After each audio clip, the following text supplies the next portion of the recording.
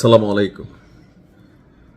আমার কাছে মনে হয় যে ৫ই আগস্ট পরবর্তী যে বাংলাদেশ ছিল, মানুষের মধ্যে যে রাজনৈতিক পরিবর্তন ঘটেছে, এমনকি একটা বিশাল জনসমর্থন নিয়ে বিএনপি সরকার গঠন করেছে। নানান ন্যারেটিভ ছিল যে বিএনপি ক্ষমতা আসলে চাঁদাবাজি হবে, বিএনপি ক্ষমতা আসলে এই হবে সেই হবে। তারপরেও বাংলাদেশের জনগণ জনাব তারেক রহমানের ৩১ দফা প্লাস ১৭ বছর যাবৎ যুক্তরাজ্যে তিনি যেই রাজনীতি দেখেছেন, সেখান থেকে একটা আশা করছে যখন তারেক রহমান বলল আই হ্যাভ এ প্ল্যান।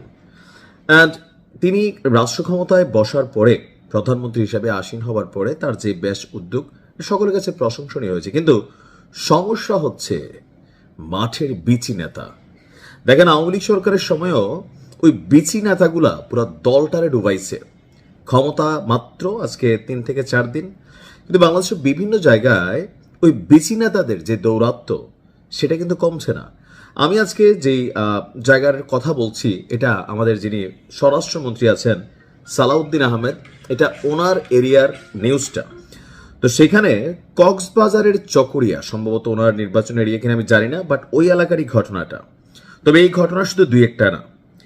আরেকদিকে আমি জনাব তারেক রহমান ওনাকে ধন্যবাদ দিই বা বিএনপির কমিটিকে ধন্যবাদ দিই ওই কারণে যে ইতিমধ্যেই তারা বেশ কিছু ঘটনার বিরুদ্ধে অ্যাকশন নিয়েছেন এবং দলের পক্ষ থেকে গ্রেপ্তারও করিয়েছেন। তবে দৃষ্টান্তমূলক শাস্তি দিতে না পারলে চেইন অফ কমান্ড এটাকে যদি আপনি ব্যালেন্স করতে না পারেন, তাহলে দিন শেষে বুমেরাং হয়ে যাবে। কক্সবাজারের চকরিয়ায় চাঁদা না পেয়ে ব্যবসায়ীর দোকানে তালা ঝুলিয়ে দেওয়ার অভিযোগ করেছে এক বিএনপি নেতার বিরুদ্ধে। ভুক্তভোগী ব্যবসায়ী মোহাম্মদ নোমানের দাবি, স্বরাষ্ট্রমন্ত্রী সালাউদ্দিন আহমেদের নাম ভাঙিয়ে তাকে হয়রানি করা হচ্ছে। আমারও মনে হয় না যে গত 18 মাস বিএনপিকে যেভাবে সালাউদ্দিন ভাই লিড করছেন, যতটুকু কথা বলেছেন, এমনকি আগামী দিনের রাজনীতি কেমন হবে, দল হিসাবে বিএনপি কীরকম পারফরমেন্স করবে, দলীয় হাইকমান্ড থেকে শুরু করে ৩১ দফা সবকিছু মানুষের কাছে গ্রহণযোগ্য ছিল। একদিকে যখন বিএনপির একদম সেন্ট্রাল লিডার যারা আছেন তারা দলকে মানুষের কাছে গ্রহণযোগ্যতা দেওয়ার জন্য ইতিমধ্যেই ফ্যামিলি কার্ড থেকে শুরু করে বিভিন্ন বিষয়ে পদক্ষেপ নিচ্ছেন, মবের বিরুদ্ধে ব্যবস্থা নিচ্ছেন। অপরদিকে এরকম দুই একটা না, এগুলো অনেকগুলো ঘটনা ইতিমধ্যেই গণমাধ্যমে কিন্তু আসা শুরু হয়েছে।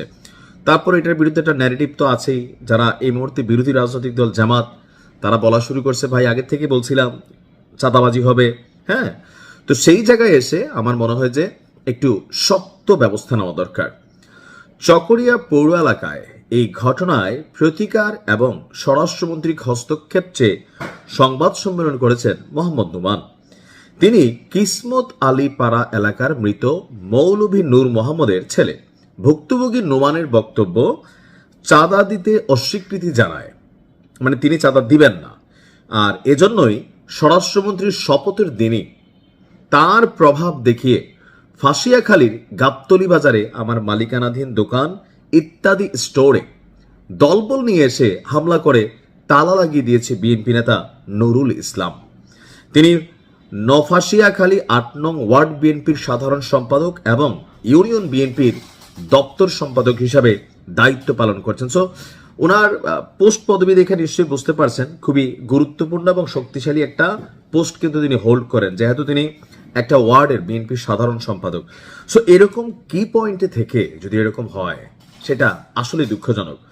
নোমান বলছেন, বিগত আওয়ামী লীগ সরকারের আমলে নুরুল ইসলামের নিকটাত্মীয় হেলাল উদ্দিন হেলালি ইউপি চেয়ারম্যান হওয়ার পর আমার দোকানে প্রথম দফা হামলা হয়, তখন আমি মামলা করি এবং তারা জেলেও যায়।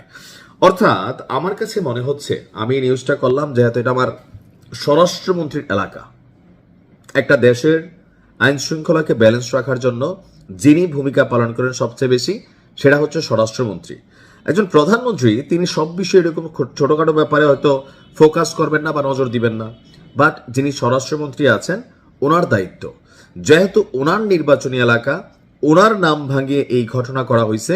সো আমি মনে করি আমাদের স্বরাষ্ট্রমন্ত্রীর উচিত হবে শক্ত একটা ব্যবস্থা নেওয়া, যেন পুরো চকরিয়াবাসী তথা বাংলাদেশের জন্য একটা এক্সাম্পল হয়ে থাকে যে বিএনপি সরকারের নাম ভাঙিয়ে অথবা মন্ত্রী এমপিদের নাম ভাঙিয়ে কেউ যদি চাঁদাবাজি করে তাহলে তার পরিণতি কি হতে পারে। আমার মনে হয় যে আশা করি আমাদের স্বরাষ্ট্রমন্ত্রীর দৃষ্টিতে এই নিউজটি যাবে। ভালো থাকুন, আসসালামু আলাইকুম।